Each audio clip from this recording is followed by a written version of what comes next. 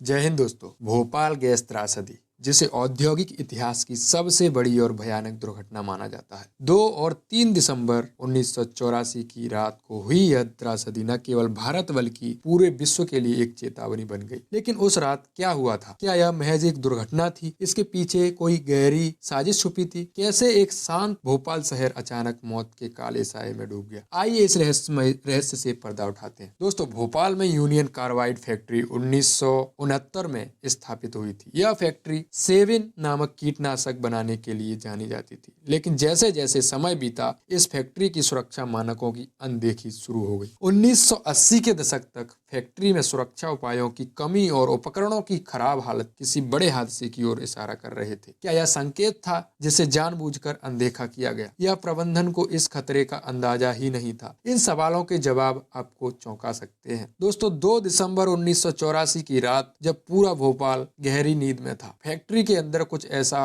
हो रहा था जिसे इतिहास को बदल कर रख दिया। आधी रात के आसपास टैंक नंबर 610 से मिथाइल आइसोसाइनेट, जिसे शॉर्ट फॉर्म में MIC गैस MIC कहा जाता है, का रिसाव शुरू हुआ। लेकिन यह रिसाव कैसे और क्यों हुआ? क्या यह तकनीकी खराबी थी, मानव त्रुटि, या किसी बड़ी लापरवाही का नतीजा? ये सवाल आज भी अनुत्तरित हैं। जैसे ही गैस बाहर निकली, वह हवा में फैलने लगी। थोड़े ही समय में यह जहरीली गैस पूरे शहर में फैल गई। लोग कुछ समझ पाते उससे पहले ही उनकी सांसें घुटने लगी, उनकी आंखों में जलन शुरू हो गई और कई लोग नींद में ही मौत के आगोश में चले गए। उस रात का मंजर इतना भयानक था कि सुनकर रोंगटे खड़े हो जाते हैं। दोस्तों, मिथाइल आइसोसाइनेट गैस इतनी जहरीली थी कि उसने मानव शरीर के अंदरूनी अंगों को तुरंत नुकसान पहुंचाना शुरू कर दिया। यह गैस फेफड़ों को जलाने लगी, आंखों में तेज जलन और सांस रुकने की स्थिति पैदा हो गई। कल्पना कीजिए, जब एक पूरी की पूरी आबादी घुटन और अंधकार के बीच मदद की गुहार लगा रही हो, लेकिन कोई सुनने वाला ना हो। हजारों लोगों की मौत हो गई और जो बच गए वे जीवन भर के लिए शारीरिक और मानसिक पीड़ा के साथ जीने को मजबूर हो गए। आज भी इस त्रासदी के दुष्प्रभाव भोपाल के हजारों निवासियों के जीवन में देखे जा सकते हैं। दोस्तों, इस हादसे के पीछे कई कारण थे, लेकिन सबसे चौंकाने वाली बात यह है कि यह दुर्घटना टाली जा सकती थी। दोस्तों, सुरक्षा उपायों में यूनियन कार्बाइड जो फैक्ट्री थी, इसने अपने सुरक्षा के जो मानक थे, इसमें बहुत ज्यादा कटौती की थी। जिस टैंक में ये गैस भरकर रखी जाती थी, उस टैंक के अंदर तापमान को नियंत्रित करने वाले, प्रेशर और तापमान को नियंत्रित जो उपकरण नियंत्रित करते थे, वो उपकरण ही दोस्तों खराब थे। और प्रशासनिक लापरवाही की इसमें बहुत बड़ी भूमिका थी। जो स्थानीय प्रशासन था और जो फैक्ट्री प्रबंधन था, उसने समय रहते हुए चेतावनी जारी नहीं की। दोस्तों, अगर ये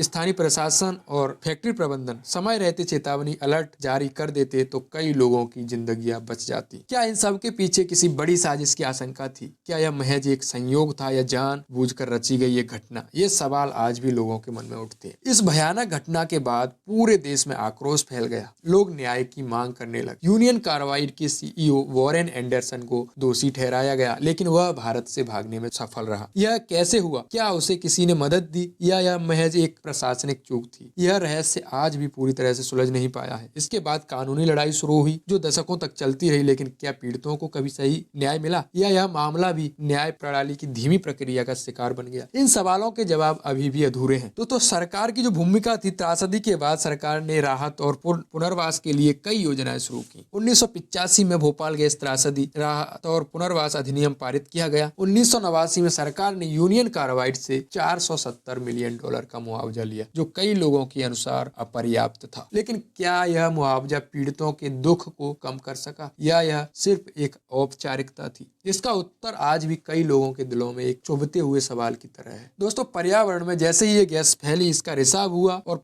भूमि और पानी दोनों में इससे दूषित हो गए, प्रदूषित हो गए। स्वास्थ्य पर पीड़ितों की अगली पीढ़ियां भी आज जन्मजात बीमारियों से जूझ रही है। इसका लंबे समय में इतना प्रभाव पड़ता है। दोस्तों, समाज पर इसका क्या प्रभाव था? यह घटना औद्योगिक सुरक्षा के प्रति जागरूकता की एक महत्वपूर्ण कड़ी बनी। लेकिन क्या हमने इस त्रासदी से सही सबक लिया? आज भी कई औद्योगिक क्षेत्रों में सुरक्षा मानकों की अनदेखी होती है। क्या हम एक और भोपाल जैसी त्रासदी का इंतजार कर रहे हैं? भोपाल गैस त्रासदी ने यह स्पष्ट कर दिया कि औद्योगिक प्रकृति के साथ सुरक्षा और पर्यावरणीय संतुलन बनाए रखना कितना महत्वपूर्ण है। यह घटना भारत भारत में औद्योगिक सुरक्षा मानकों को मजबूत करने की दिशा में एक मील का पत्थर साबित हुई, लेकिन न्याय की प्रक्रिया धीमी और पीड़ितों के लिए अधूरी रही। दोस्तों, भोपाल गैस त्रासदी केवल एक दुर्घटना नहीं थी, यह मानव जाति के लिए एक सबक। यह हमें याद दिलाती है कि जब जब हम सुरक्षा और पर्यावरण को नजरअंदाज करेंगे तब तब इसके भयानक परिणाम भुगतने पड़ेंगे। लेकिन क्या हम वाकई इस सबक को समझ पाए हैं, या यह त्रासदी महज इतिहास के पन्नों में दबकर रह जाए? यदि आप भी इस त्रासदी से प्रभावित हुए हैं या इसके बारे में अपनी राय देना चाहते हैं तो हमें कमेंट बॉक्स में जरूर बताएं। दोस्तों, इस वीडियो को लाइक, शेयर, चैनल को सब्सक्राइब करना ना भूलें। धन्यवाद। मिलते हैं नेक्स्ट वीडियो में। बाय। ऐसे ही वीडियोस के लिए हमें सब्सक्राइब करना ना भूलें।